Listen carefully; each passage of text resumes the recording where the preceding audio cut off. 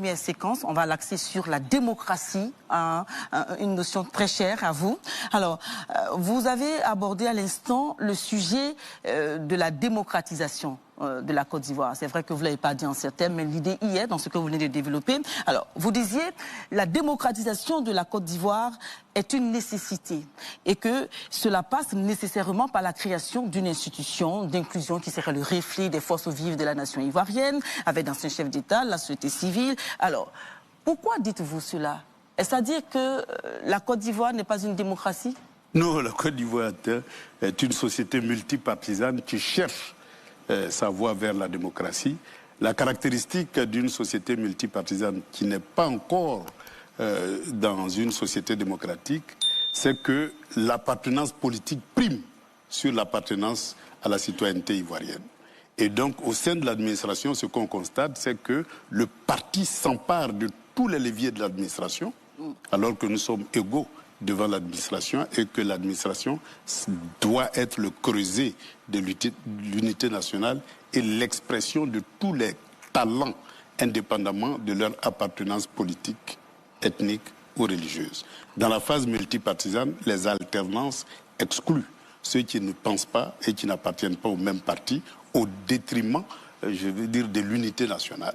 Et donc, ça met en péril l'unité nationale, ça crée des murs de méfiance.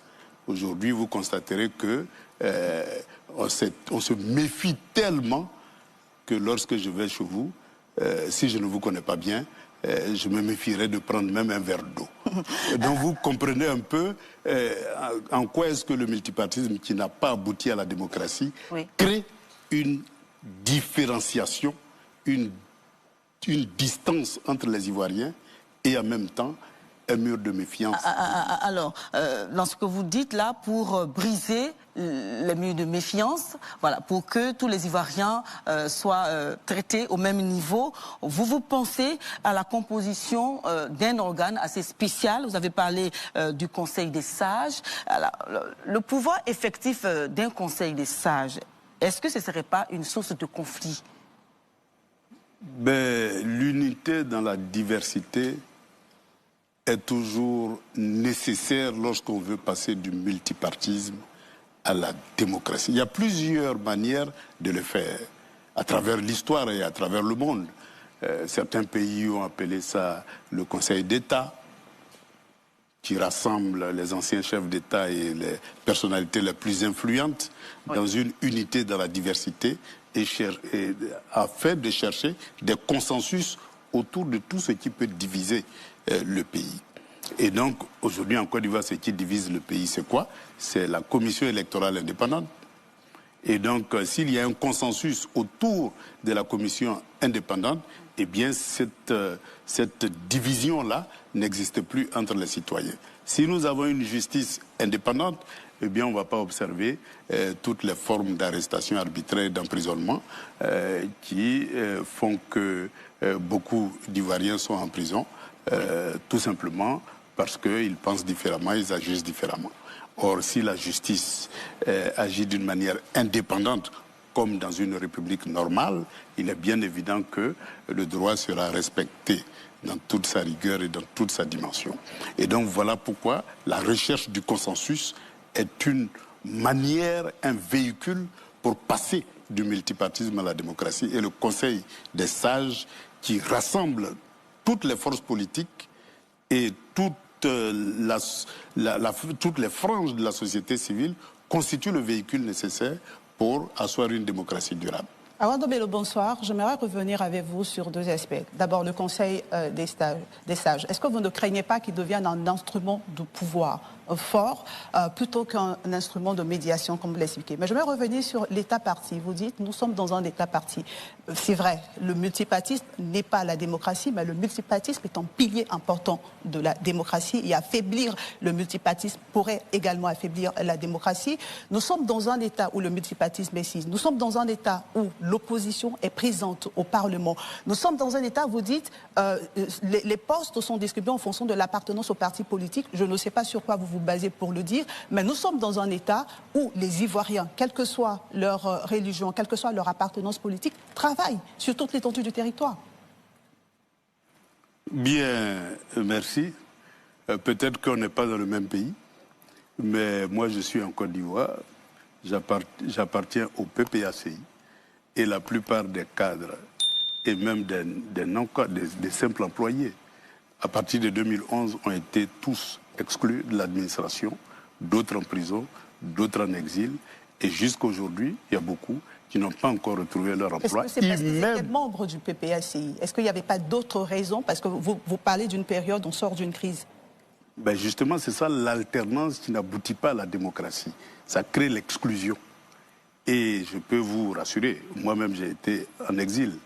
Non pas parce que j'ai pris des armes pour tuer des gens, mais tout simplement parce que l'alternance n'a pas donné naissance à la démocratie, mais plutôt à une exclusion et à une division du pays, et à créer des murs de méfiance énormes entre les citoyens d'un même pays et déchirer l'unité nationale.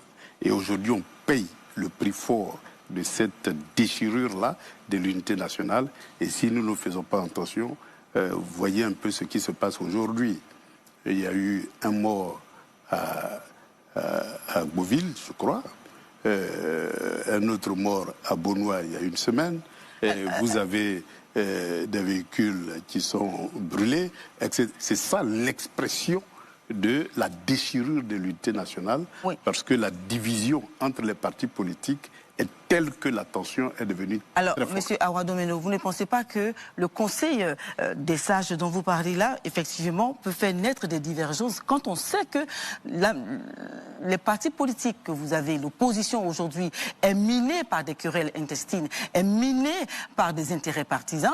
Alors, est-ce qu'un Conseil des sages qui regrouperait tous ces partis politiques-là ne pourrait pas faire naître ces divergences-là? Surtout que vous parlez d'un Conseil des sages avec les anciens présidents. Historiquement, vous savez, vous avez le dialogue national. Quand il y avait une crise, convoquait le dialogue national et cherchait un consensus.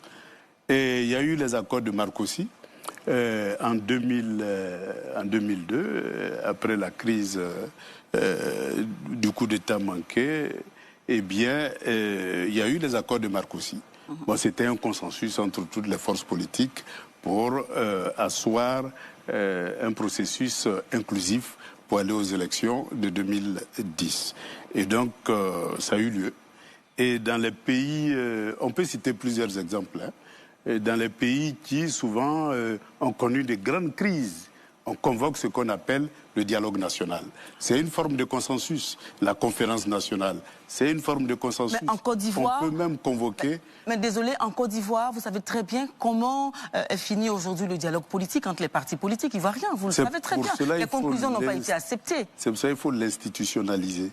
Parce que les rencontres épisodiques, non institutionnalisées, non contraignantes dans leurs décisions, conduisent à l'insatisfaction. Alors, dites-nous quel serait le statut de ce Conseil des sages. Exactement. Ce statut-là, lorsqu'il y a consensus, ça s'impose à toute la nation.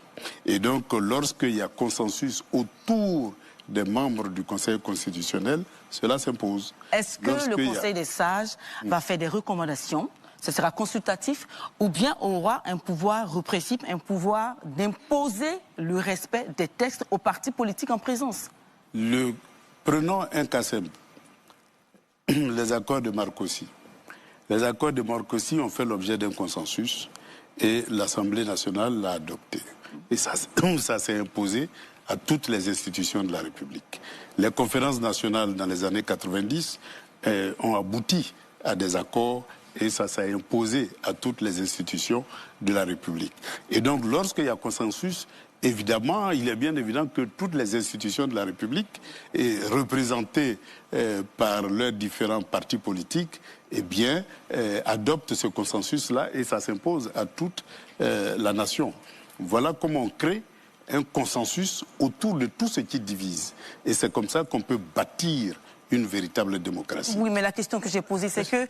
Oui, allez-y. Monsieur le candidat Awa Domeno, pour bien vous suivre et permettre aux Ivoiriens de bien vous comprendre sur cette création du Conseil des sages, dites-nous, est-ce que ce sera une autre institution? Est-ce que c'est un organe indépendant au moment où on parle de coupe budgétaire? Ce Conseil, il sera quoi? Une institution de plus ou pas? Je préfère couper le Conseil économique et social et mettre en place un conseil. C'est-à-dire, avec vous, il y a des institutions de la République qui vont disparaître. Oui, il y a des institutions. Il y a eu depuis 2011 une inflation d'instituts, des structures de l'État. Il faut les auditer et puis savoir ce qui est nécessaire, ce qui n'est pas nécessaire.